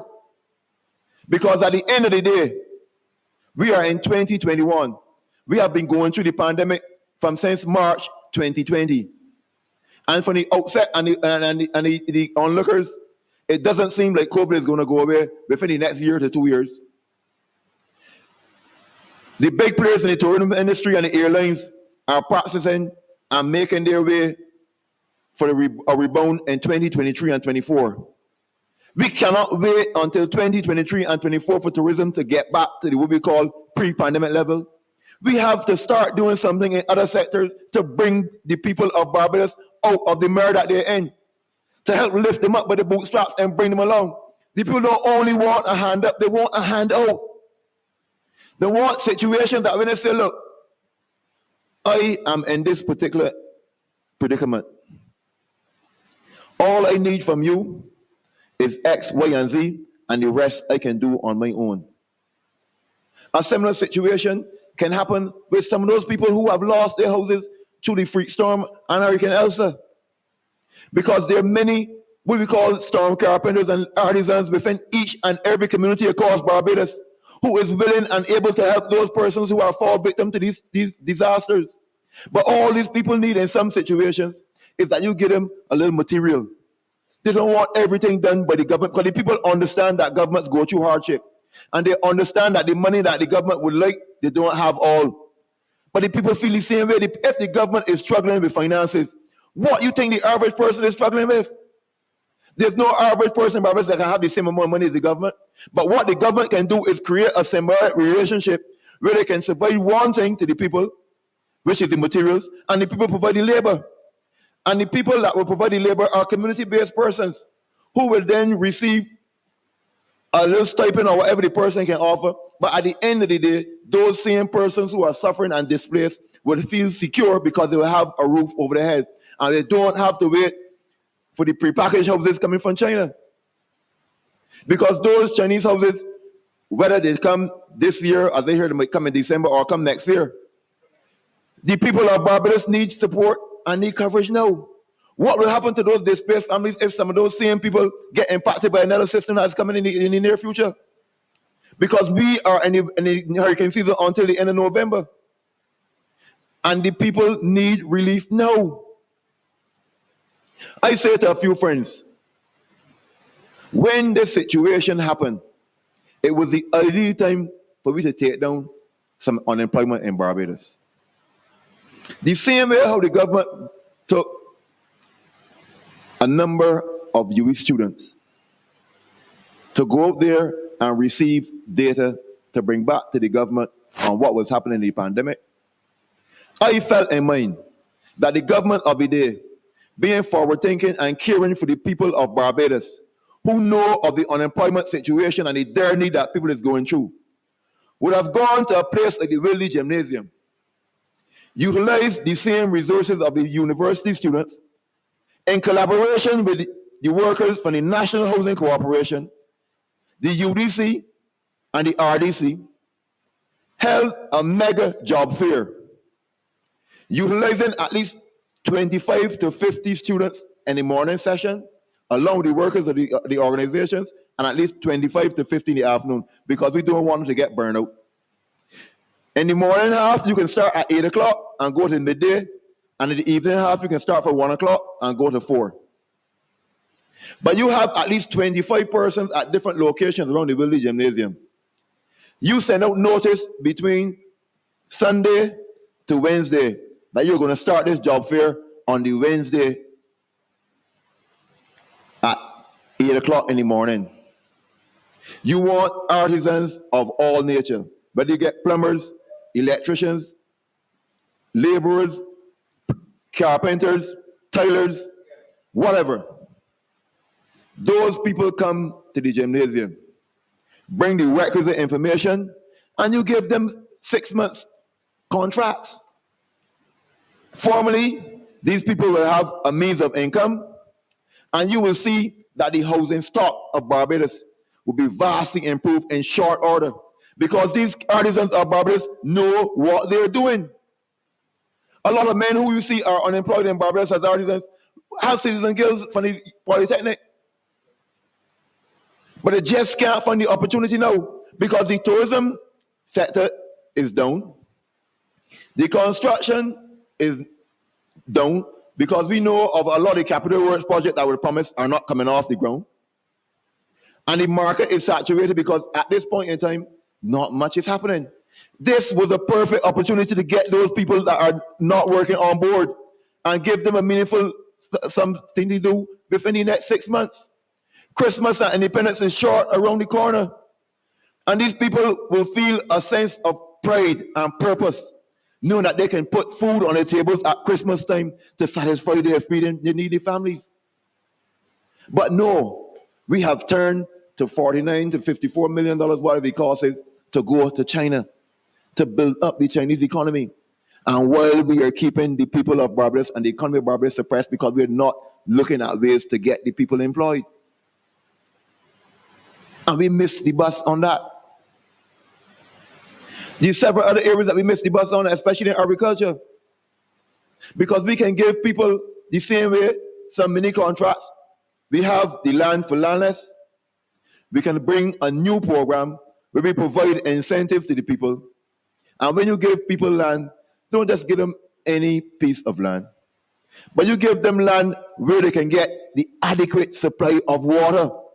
Because it doesn't make sense people relying on the water authority at this point in time, when you know that the water authority cannot provide the water at this point in time for every single household. We've heard the plight of the people of the Scotland district from St. Joseph, St. John, St. Andrew, St. Peter on numerous occasions. But water is a necessity for anybody dealing with agriculture. So what we need to do in the agriculture sector, we know that we're going to have a hurricane season from June to January to November. We have to look at greater catchment areas to provide water to support irrigation systems for farmers. And when you look at it in depth, you know that these catchment areas, we create dams, we create little water spots, that when these people utilize that water, because the water from dams are much more nutritional for the plants than the actual water that comes through your pipeline, you know. If you look at it on a daily basis, you could check your lawns or anything from your garden and see that when you utilize your regular water source, the plants might look like they're thriving. But when you see you get a shower rain, a downpour from the heavens, as they say, you see a significant improvement in those plants, which goes to tell you that the water supply might be good for domestic purposes, but when it comes to agriculture, the catchment water does a much more significant job. The people up in St. Philip who utilize the water coming through tree houses can tell you that for a fact. The people who use Spring Hall can tell you the impact that the water has on their farming. There are people across St. John and many other places in St. Andrew and across the length and breadth of Barbados who do significant farming projects, even in St. Philip and Christchurch. Those tablelands need a greater source of water. But what are we doing to help these people in this sector? And we talk about housing and providing for people. But this is the third year going on to fourth of this administration.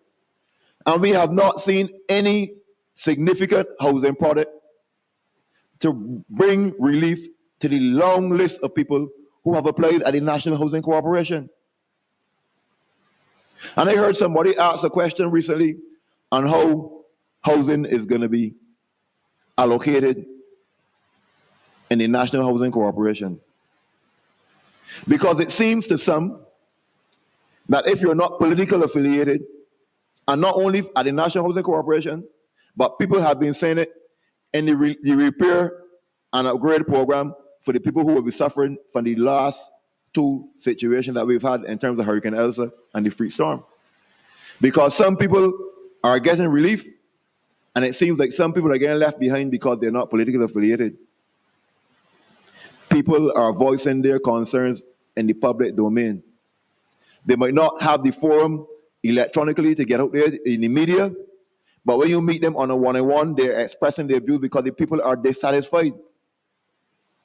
The people of Barbados have put their trust in the Barbados Labour Party administration.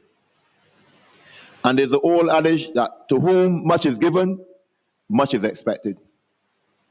We heard back in 2013, things were red, we voted for the red. In 2018, we heard the song and dance being made, and there was a vote for change. Right now, at this point in time, the people of Barbados need meaningful change to come about. And if the people are serious about the change, I say this to you. Give the candidates of the Democratic Labour Party the chance to bring about that change for you. Because the Democratic Labour Party and its candidates can do the job that is required only if you put your faith and trust in us. We will not let you down. We have proven ourselves in the past, and we will continue to prove ourselves as being stewards for the people of Barbados and the ordinary man whenever we attain office. And we want the people of Barbados to know that anytime that you have given a government this much control, the policies and initiatives that can bring meaningful change to the people should be free-flowing. Because you have no significant opposition, that you should not be getting policies in place to help the people. You have the way before when it comes to the legislature. So there's no reason why these policies that can bring meaningful change should not be on the books. And people in Barbados cry out every single day. This morning, I ventured into an establishment to buy a few items.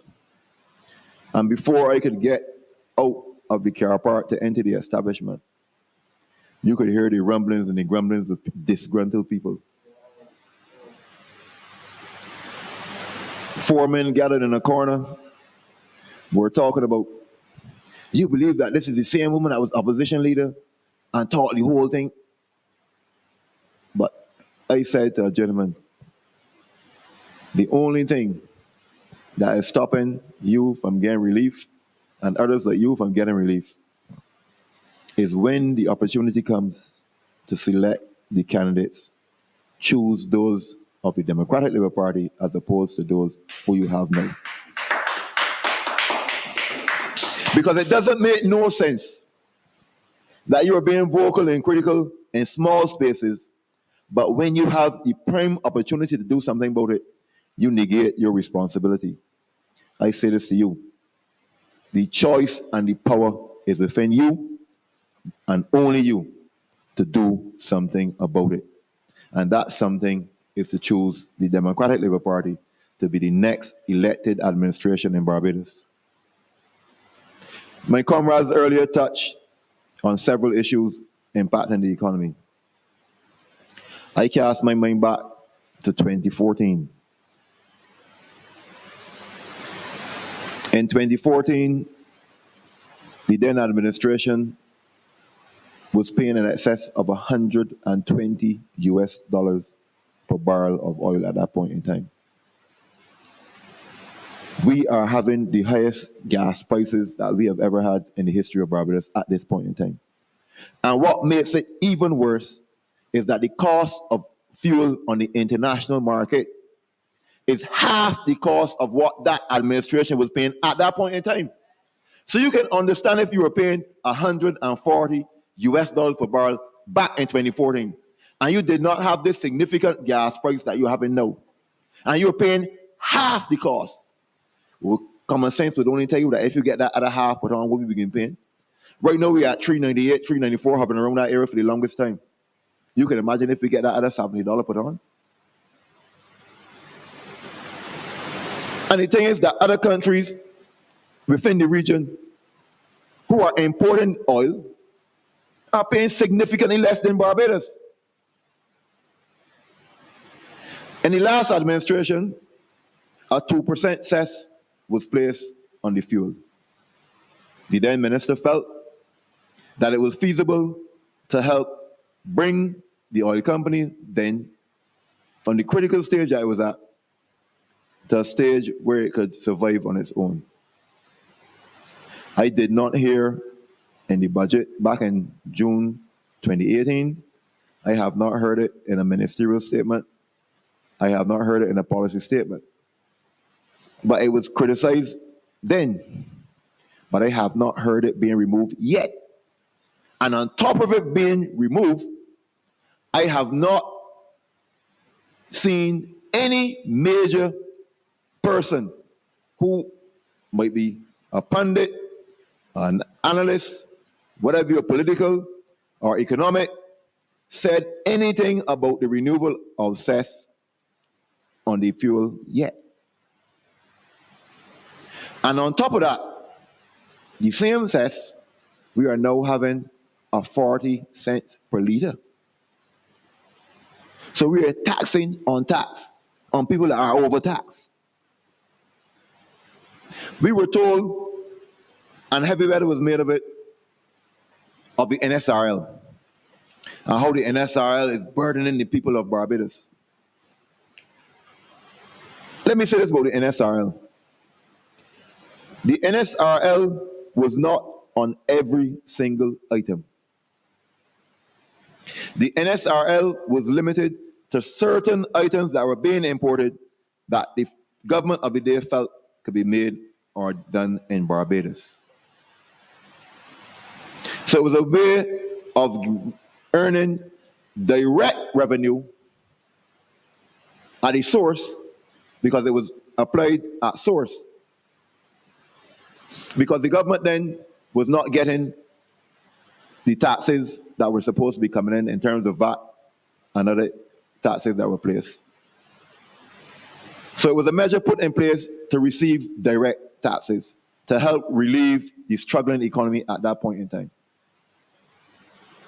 But NSRL was demonized, and in the first instant, the administration of the day removed the NSRL, and everybody felt that the NSRL removal would have brought significant relief to the average person of Barbados.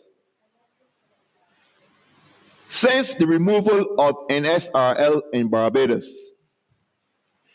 every single facet of the life and the livelihood of the people of Barbados has significantly increased between 2018 and now.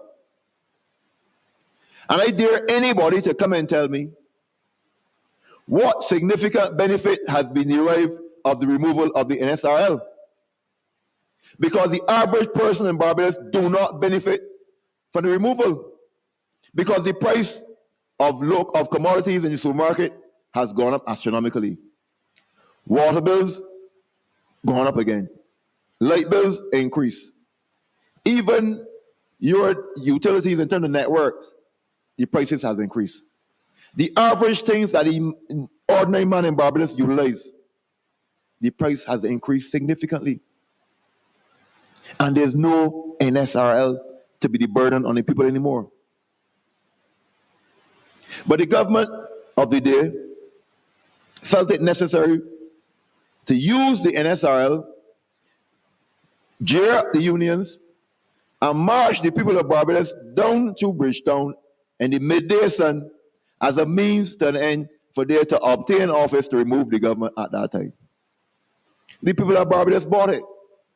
Now, I have no problem with the people of Barbados buying into a strategy because I dare say it was a strategy.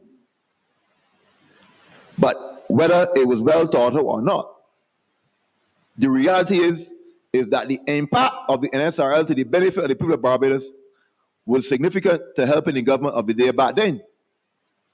And I want to find out now at this point in time how the people of Barbados are feeling. Because I am hearing rumblings, but the impact of the reduced cost has not materialized. And if the material that you are using has increased, when you look at it now, the average person who wants to own a piece of the rock, who wants to build a home for themselves and their families, you know that building costs within the last 3 years has increased by almost 30%. That's right. Anybody know who built a house between 2014 and 2018 and tried to build another one between 2018 and now would have no doubt in telling you that the cost of doing business in terms of building has increased significantly. And it has impacted on many of them That's why people who are struggling now, the landlords have no choice but to increase rents. We know that in the pandemic, it's very hard on people to provide food for themselves and their families and pay rent and utilities. But we still have to look at it that the landlord has the same commitments, because landlords have utilities to pay as well. They have families to feed. Even though it might seem that the landlords are doing cash, the majority of them are well intended. But the burden that they have is significant. And they still have to pay the increase for the mortgages that they have as well. So with all these factors at play, we need to find ways of reducing the costs. And one of the most significant costs in any business is the fuel. Because fuel impacts manufacturing. It is a significant impact on food production, and an even greater impact on transportation, whether you're transporting commodities or persons. And as we talk about transport, the people involved in the transport sector, especially those PSVs and taxi operators, are feeling more and more each day like the world is falling in on them. Because having to pay half road tax, which was supposed to be abolished but still in place, they still have to pay the fuel increase.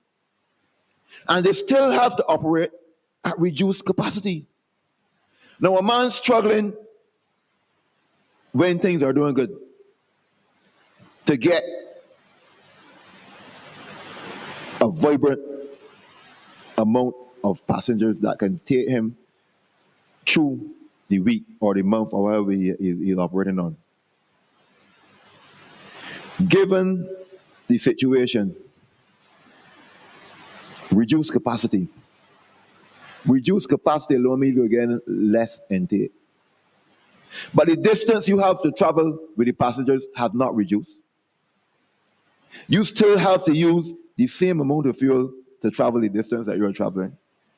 You still have to pay the significant cost for the fuel.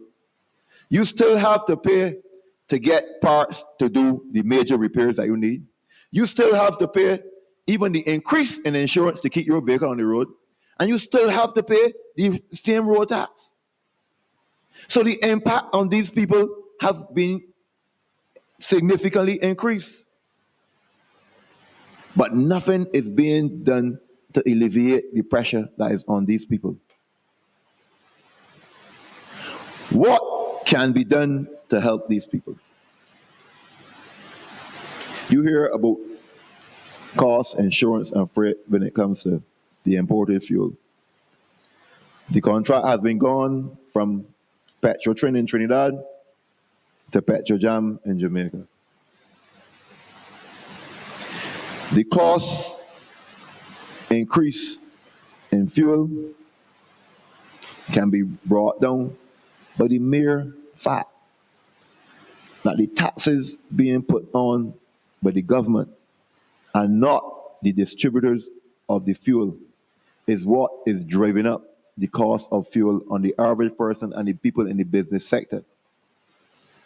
And something can be done about it only if the minister and the government of the day say to themselves and the people of Barbados, on the behalf of those struggling people in Barbados, we are going to bring significant relief to you by removing some or a percentage of the taxes that we have put on you at this point in time.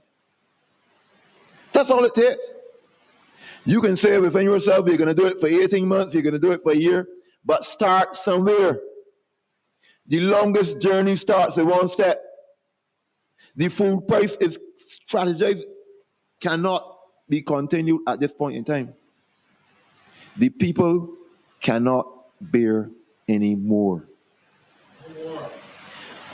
The international players are telling you within short order, all the prices are going to rise again. Ever since the Suez Canal got blocked, they've been touting it that you can get increases. In the US of A, we are hearing the people start to panic buy items that they want for Christmas. In the UK, we've seen what happens to fuel distribution. Barbados does not have the resources like those nations. But we are going to feel the significant impact of what affects those countries. We have to start putting measures in place to mitigate these situations. We cannot be reactive to when these things happen. We've been doing a reactionary approach to too much things that are affecting the people of Barbados. We are waiting till the horse bolt often, then to try to close the barn.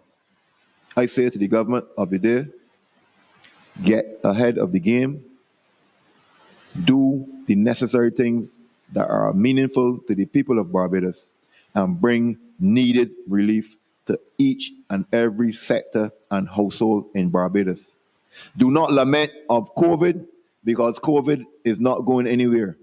But the people of Barbados are being impacted right now, and they need meaningful solutions at this point in time.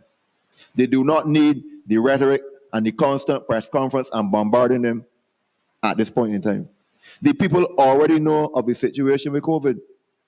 COVID is not new to the people of Barbados, but what is impacting the people of Barbados needs to be addressed, and addressed urgently.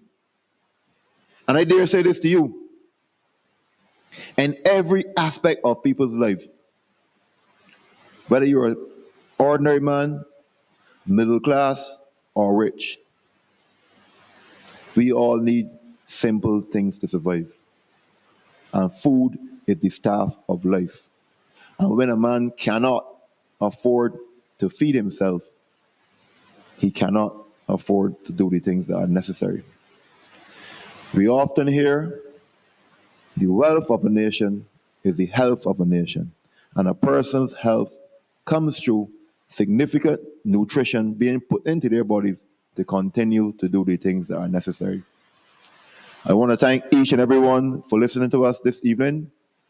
On behalf of the members of the branch of St. Andrew, on behalf of the speakers we have this evening and those setting up the equipment, and also on behalf of myself and the entire Democratic Labour Party family, we want to wish each and every person, whether in Barbados or outside of Barbados, God's gift of love and mercy.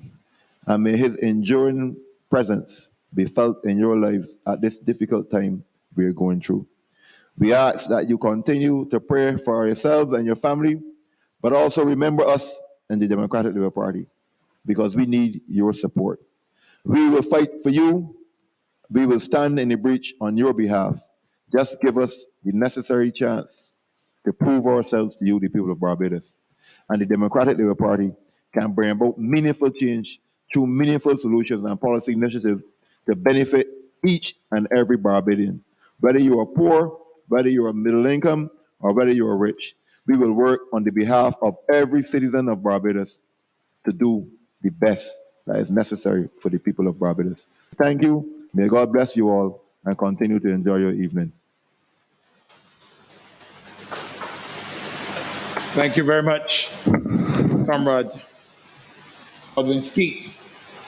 This has been the meeting for the St. Andrew branch of the Democratic Labour Party. We want to thank you all for joining us. We want to thank our speakers, Mr. Marc, Laurent, who got the baton, opened the baton this evening with an excellent speech, our candidate for Christchurch South.